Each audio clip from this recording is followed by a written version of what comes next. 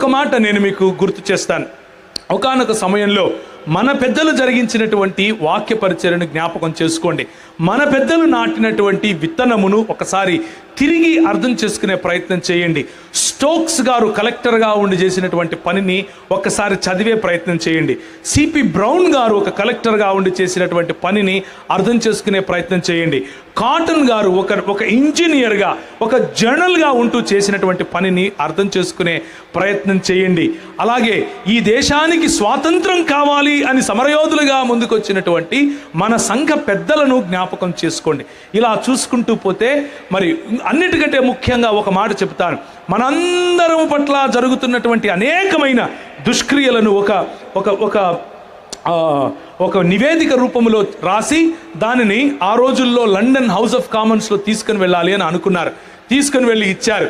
కానీ మన పక్షంగా మాట్లాడటానికి, భారతీయ సంస్కృతి పక్షంగా, భారతదేశంలో ఉన్న ప్రజలను కాపాడుకునే పక్షంగా మాట్లాడటానికి ఒక్కరూ లేరు.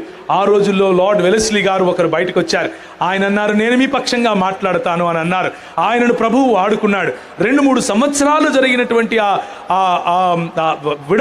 విడతల వారీగా జరిగినటువంటి ఆ డిబేట్లో, ఆ వాగ్ వివాదంలో ఆయన తీసుకున్నటువంటి చొరవ, ఆయన మాట్లాడినటువంటి మాటలు ఈ రోజుకు కూడా రికార్డెడ్గా మనకు లండన్ హౌస్ ఆఫ్ కామన్స్లో మనకు అందుబాటులో ఉన్నాయి. వాటిని ఒక్కసారి వినే ప్రయత్నం చేయండి, చూసే ప్రయత్నం చేయండి. మనవాడు కాదు, మనకు సంబంధించిన వాడు కాదు, మన దేశానికి సంబంధించిన వాడు కాదు, మన రంగు కాదు, మన కులం కాదు, ఏదీ కాదు.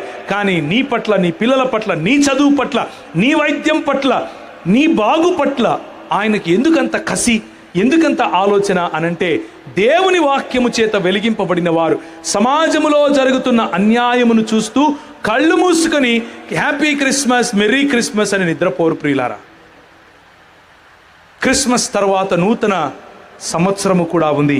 ఆ నూతన సంవత్సరంలో నూతనంగా నేను అడుగు పెట్టాలి అని అనుకునేవారు జరుగుతున్నటువంటి అన్యాయాన్ని, జరుగుతున్నటువంటి అక్రమాన్ని, జరుగుతున్నటువంటి అసామాజిక కార్యక్రమాలను, మతం పేరట నేను ఉంటాను, అవన్నీ నాకెందుకులే అని కళ్ళు మూసుకొని నిద్రపోరు.